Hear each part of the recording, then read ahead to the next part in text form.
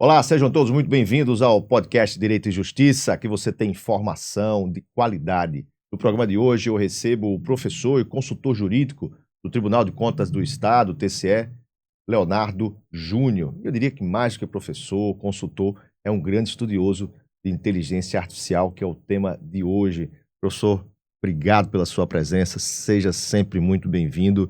Eu percebo que a IA, a inteligência artificial, é a palavra do momento, é o tema da onda, mas muita gente ainda desconhece exatamente o que é a inteligência artificial. Perfeito, Marcelo. Primeiro, muito obrigado pelo convite, é uma satisfação muito grande estar aqui, tentando levar um pouco de conhecimento a você que está aí em casa assistindo esse programa, para a gente tentar falar um pouco numa linguagem acessível, até porque pessoas da área do direito, pessoas que não têm formação jurídica vão estar assistindo o programa, então a gente vai tentar adequar uma linguagem acessível para todo mundo. Eu percebo nas rodas familiares, às vezes na conversa da mesa de bar, entre colegas advogados, pessoas de outras atividades profissionais, ainda há muito desconhecimento, né? A percepção que eu tenho é de que a IA seria uma versão mais atualizada, uma versão, digamos, moderna do Google. A gente vivia a era da Googleização, tudo pesquisa no Google, agora todo mundo corre para a IA. E não é muito bem assim, né? Pois é, Marcelo, vamos tentar fazer com que você aí que esteja assistindo, você compreenda de uma maneira clara. Primeiro, todos nós já usamos há muito tempo IA. IA, inteligência artificial, né? Seria uma espécie de máquina tentando se aproximar a algo que nós, você aí, fazemos todos os dias, que é pensar, que é usar a inteligência, né? Então, nesse primeiro momento, para que as pessoas compreendam, quando a gente fala IA, a gente fala em uma máquina treinada. Vamos falar, Marcelo, numa linguagem bem acessível. A gente chega para a máquina e diz, olha, isto é um celular, isto é um celular, isto é um celular. Aí eu chego para a máquina e pergunto, isto é um celular? Não, porque ela foi treinada em reconhecer padrões. Então, em um determinado momento, isso foi a IA. Você que está aí na sua casa, chegar e diz, vou assistir um filme no Netflix. Netflix tem padrões dos filmes que Marcelo assistiu. Pois é, a Marcelo gosta de drama, do drama que Marcelo gosta, sempre tem alguém feliz ao final. Então, daquele padrão, a mesma lógica de isso aqui é um celular, isso aqui é um celular, vai dizer, Marcelo gosta de filmes de drama, de que no final tem um final feliz. Então, vai sugerir para Marcelo. Ou você aí bota um endereço para visitar. Eu, por exemplo, estava perdido para vir agora gravar o programa com meu amigo Marcelo. E aí eu usei o Waze, né? Então, o Waze tem padrões de ruas pré-estabelecidos e usa uma análise preditiva para dizer, você sai deste local, deste ponto, vai para este ponto, o melhor caminho é você vindo pela rua Potengi, foi o caminho que eu fiz, né? Então, isso é IA. Todos nós já usamos IA há muito tempo.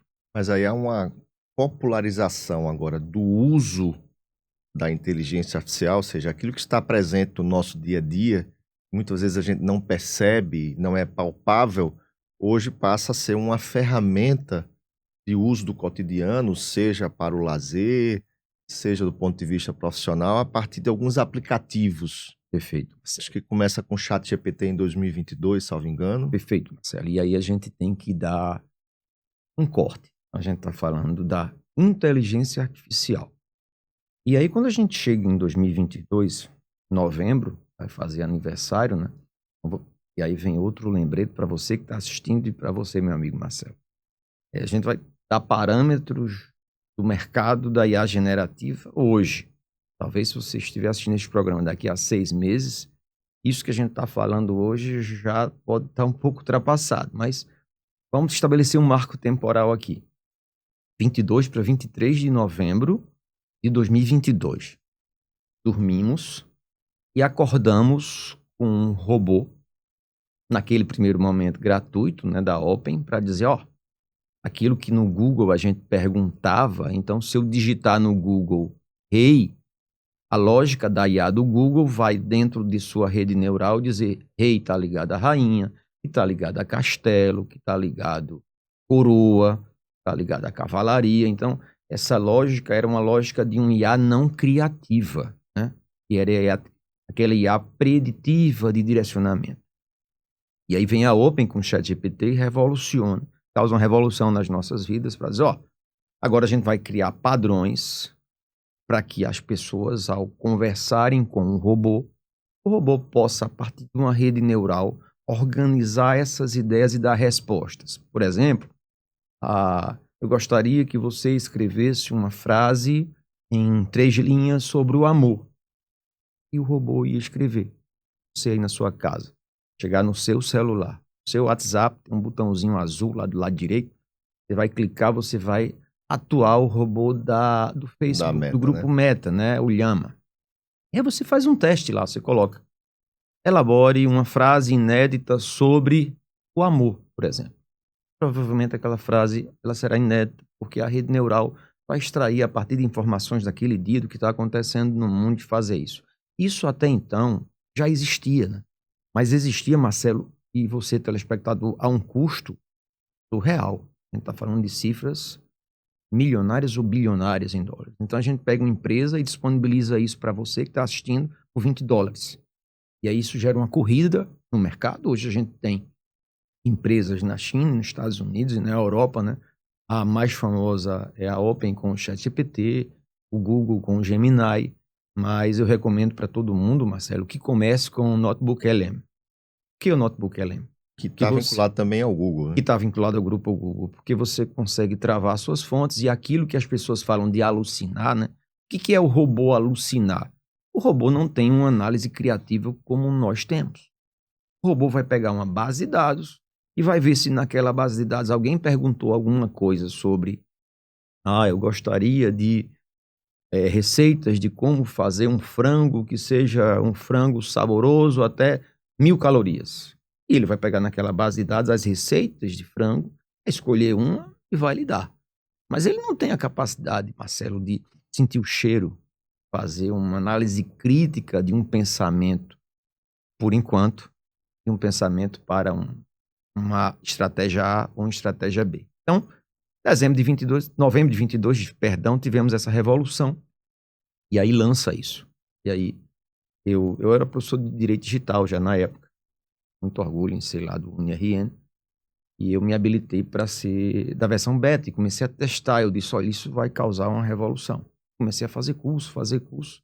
É tanto que hoje a gente já tem inúmeros cursos, advogados, médicos, para toda e qualquer profissão, Marcelo. A IA hoje ela é um potencial de aumentar a produtividade de qualquer pessoa. Não de substituir o homem pela máquina, como se teme em algumas profissões. É uma discussão que perpassa as profissões. Eu tive recentemente numa feira de tecnologia, Fenalol, voltada para o direito, e as grandes discussões eram sobre o uso da inteligência artificial aplicada no direito, né? No dia a dia dos operadores, dos advogados, dos tribunais. Mas eu acho que ficou muito claro que não necessariamente teremos uma substituição, mas uma junção de forças. Perfeito. A nossa inteligência, a minha, a tua, inteligência humana com o uso da inteligência artificial, dessa máquina, para potencializar, para que possamos produzir um pouco mais, produzir com mais qualidade, produzir em menos tempo, né? Perfeito. Essa percepção que fica dessas discussões que eu acompanhei esses 3 dias lá em São Paulo. Perfeito. Sua fala é muito apropriada e vai na linha do que pensam os grandes cientistas que trabalham com IA, né? Mas Leonardo, a gente fala na substituição, por exemplo, dos atendentes de telemarketing. As atividades repetitivas em que eu não tenha a criatividade ou a necessidade crítica da resposta, essas atividades, elas tendem, sim, com o passar do tempo, a máquina, a IA, generativa principalmente, e um pouco substituindo essas pessoas. Mas a IA não vem substituir os seres humanos. Agora, os seres humanos que usam a IA, vamos dar um exemplo, você falou do advogado, né? Sou advogado, eu estou trabalhando numa contestação. E aí a grande questão de que estão vendendo muito aí nas redes sociais é de que vai ter um botão, você vai apertar e vai elaborar uma peça integralmente. A IA não funciona, nem nasceu para funcionar assim. Você tem que ter uma visão crítica de separar. Imagina Marcelo, advogado há 10 anos atrás. com o processo para Marcelo analisar. Ora, a análise de 10 anos atrás é a mesma de hoje. Mas hoje, no lugar de Marcelo pegar um papel e folhear o papel, não. Ele vai pegar, em regra, em texto em PDF, vai ler no seu computador, ou tablet, ou celular, mas vai primeiro fazer uma análise crítica. Agora, vamos tentar separar um processo em parte, é o que a gente usa a IA. A primeira coisa, eu preciso extrair os dados. Marcelo vai fazer uma contestação de um processo de 2.000 páginas. Então, com a IA, eu já identifico onde é que está o contrato, onde é que está o vício do contrato, está na página 486, ou seja, Marcelo já vai ter um ganho de tempo nessa primeira fase, que eu chamo fase extrativa de informação. Mas eu vou elaborar a contestação. Tá, tudo bem, mas quais são os pontos principais argumentativos do advogado da inicial? Eu posso analisar com a IA uma análise daquela inicial e, a partir daí, utilizar a IA para fazer a interpretação de argumentos jurídicos e me ajudar a construir a contestação. Nunca substituir e achar que com um botão ou com um prompt para o telespectador que está assistindo. Prompt é o comando que a gente dá para a IA responder. Então, com um comando para dizer: atue como advogado, direito imobiliário e elabore a contestação do caso abaixo. Isso não existe. Vai alucinar. E é importante esclarecer e alertar as pessoas em casa. Em junho, viajei para uma viagem, fiz uma viagem familiar, fui até Campina Grande, aproveitar o São João. E lá o primo da minha esposa disse: agora não preciso mais nem de você, viu? Ele disse: o que foi? Não preciso mais nem de advogado. Eu entrei na IA aqui, ela já me respondeu tudo que eu queria sobre a minha aposentadoria. Já estou sabendo de tudo. Rapaz, tenha cuidado. Não é bem assim. Não é bem assim que você vai substituir. Não estou puxando a sardinha para o colega advogado aqui em Campina Grande, que você deveria procurar, mas você deve continuar no sentido de procurar um colega advogado, porque talvez essa sua aposentadoria esteja meio furada, né? Ele riu, mas percebe-se que as pessoas ainda não entenderam, né? Essa observação sua é muito feliz, que vale para qualquer profissão. Eu vou cancelar meu personal trainer de corrida porque a planilha a IA vai fazer. Não é bem assim. Ele tem uma formação, tem a biomecânica de cada pessoa, assim como um médico que vai interpretar uma análise de exames clínicos, né? A IA não nasceu para substituir ninguém. Agora, a IA, ela acelera o processo produtivo de qualquer profissão, qualquer uma. Desde um chefe de cozinha, a um arquiteto, a um engenheiro, né?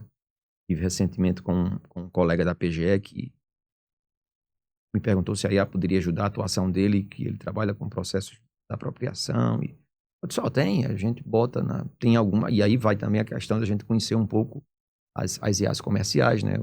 A IA do Gemini, ela trabalha muito bem com imagem, Marcelo. Então, se eu tivesse uma imagem, um plano de imagem de um determinado terreno com geolocalização, através do Gemini eu consigo fazer um trabalho que talvez demorasse, sei lá, 15 dias, fazer em 2 minutos.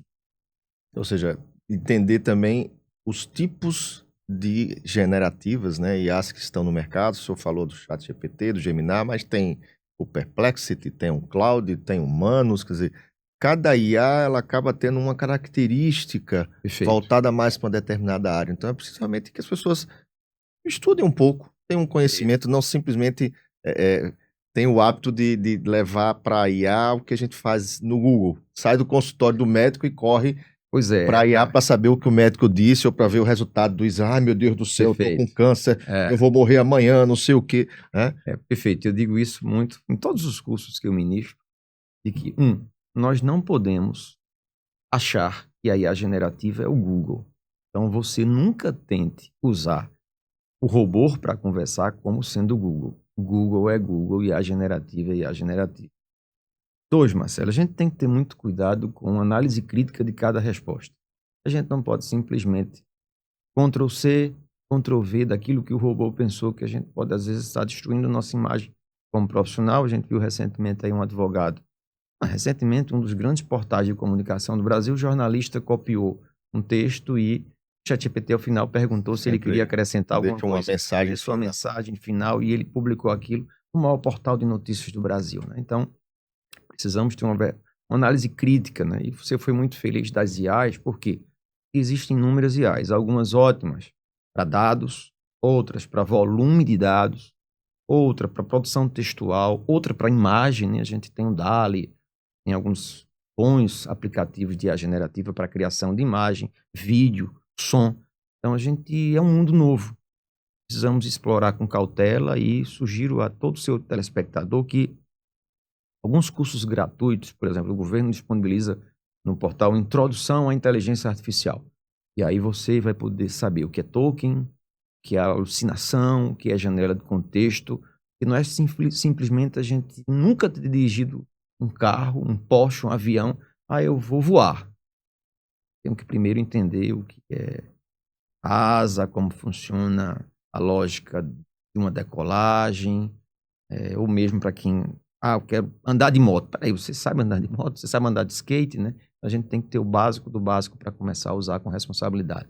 Eu acho que essas empresas que estão produzindo as IAs, elas também já estão pensando lá na frente em eventuais problemas, em responsabilidades civis. Inclusive, recentemente houve uma polêmica no sentido de que seria proibido fazer consultas de saúde e consultas jurídicas no chat GPT, e não era bem isso, mas já começa a demonstrar preocupação das empresas que estão produzindo as IAs até de sobrar para o colo delas, eventualmente, um problema lá na frente de responsabilidade por pessoas que pesquisam. A máquina alucina, né? Ou seja, ela inventa, né? A alucinação nada mais é do que essa invenção de informações, de criar coisas que não existem e serem utilizadas profissionalmente e virem responsabilizações no futuro, né? Perfeito. E aí também vai uma sugestão minha para você, Marcelo, para quem está assistindo, a gente ter um pouco de cautela com o que a gente alimenta essas redes neurais, né? Então, muito comum as pessoas hoje subirem um exame no ChatGPT e perguntar: ChatGPT, atue como médico ortopedista, interprete esse raio-x. A gente tem que ter cuidado de anonimizar dados, a gente tem uma lei Geral de Proteção de Dados em vigor no Brasil, e a gente tem que ter um pouco de cautela da exposição dos dados, principalmente de redes sociais, e quem é pai, quem é mãe, você que está assistindo, que tem uma criança na sua casa, e tá subindo fotos da família.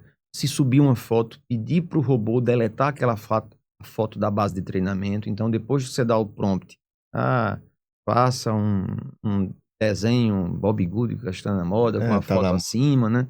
Mas aquela foto não deixa na base de treinamento. Depois tu dá um comando para dizer: ChatGPT, deleta de tua base de treinamento a foto acima, não usa para finalidade alguma. E outra, é algo que eu também dou nas minhas aulas e nas palestras, procurem criar uma conta específica para as redes neurais. Evitar misturar a vida pessoal com a vida da rede neural. Então, cria uma conta lá no e-mail ou outro concorrente para usar as redes neurais. E do ponto de vista, professor, com relação ao serviço público, seja ele federal, estadual, municipal, os serviços que são oferecidos, o poder público, ele está se preparando, ele está começando a utilizar a inteligência artificial para aprimorar, qualificar, impulsionar serviços. Como é que a gente ainda vive um serviço público muito analógico, Perfeito, de muitas deficiências, o impacto que isso tem na vida prática do cidadão que está lá na ponta, que depende de serviços públicos, por exemplo. Perfeito, essa observação foi brilhante, né? A gente tem uma migração, se a gente for voltar um pouquinho no tempo, a gente tem a década 80, 90, a migração de parte dos serviços para portais. Sai de um modelo de uma transição bem física para um processo do qual a gente poderia peticionar eletronicamente e entra num modelo analógico tecnológico.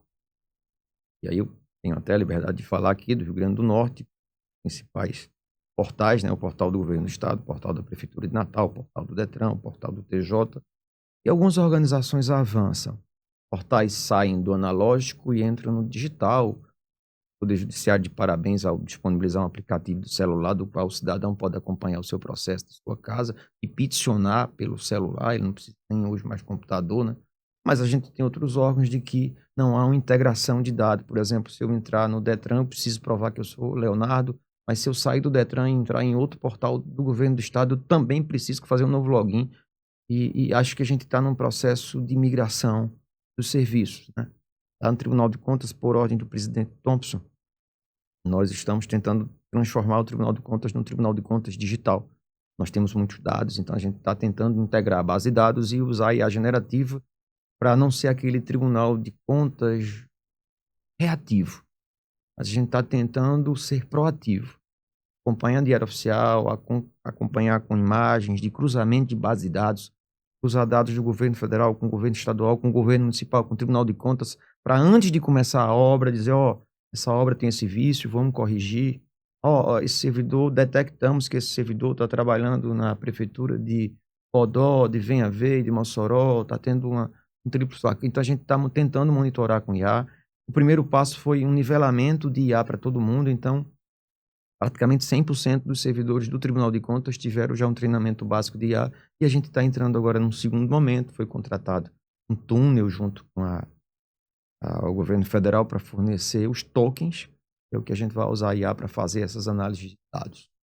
E como o senhor falou, a gente está falando de temas que daqui a 3, 4 semanas, ou um mês ou dois, né? A IA, ela vem numa velocidade muito rápida. As empresas estão investindo muito, né? Você falou na China, nos Estados Unidos, são 2 grandes polos. Brasil, temos algum desenvolvimento de inteligência ou ainda está um pouco distante? Tem, mas é porque é difícil a gente concorrer com essas big techs, porque, Marcelo, o investimento, para quem está acompanhando nos jornais, né? Recentemente passou uma reportagem nos programas dominicais do investimento, principalmente na China, em Londres, né? Também em Londres, uns humanoides sendo produzidos. É muito dinheiro gasto para processar essas máquinas de rede neural, machine learning, deep learning. Então, o que as empresas fazem é contratar os tokens. Então, eu contrato a máquina para a máquina rodar no meu celular, no meu computador, no teu escritório. Então, eu acho que é uma grande corrida, mas as big techs largaram na frente. Isso fora do país, mas, inclusive, eu vi uma reportagem que elas consomem muita energia. Muita energia. Né? Parece que estão comprando, inclusive, usinas atômicas para poder gerar, ou seja, isso tem todo um custo, né, que, de repente, dificulta o nosso país ainda digamos, é um país que tem muita pesquisa e tudo, mas ainda não tem as condições, a infraestrutura necessária, né? Perfeito. Esse problema aqui tem uma repercussão climática e é um tema sensível, mas que, de fato, custo para processar, a gente recebe respostas, às vezes, em frações de segundos. Naquilo tem um custo energético gigante para a máquina processar e rodar. E vejam o que a gente está falando, e aí volta ao alerta de novo, você foi muito feliz. Talvez daqui a dias, semanas ou meses a gente tenha comercialmente a computação quântica. Então, já é uma nova revolução de que a gente não sabe onde isso vai parar.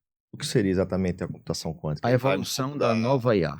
Seria a IA, o senhor falou no início, a IA ainda não consegue pensar, não consegue agir só, ela depende do nosso comando. Que ela nunca vai ter o fator emotivo, que é algo semelhante para a interação humana. Mas vamos imaginar que a gente consiga processar numa máquina, Marcelo, todas as imagens de tumor de mama do mundo.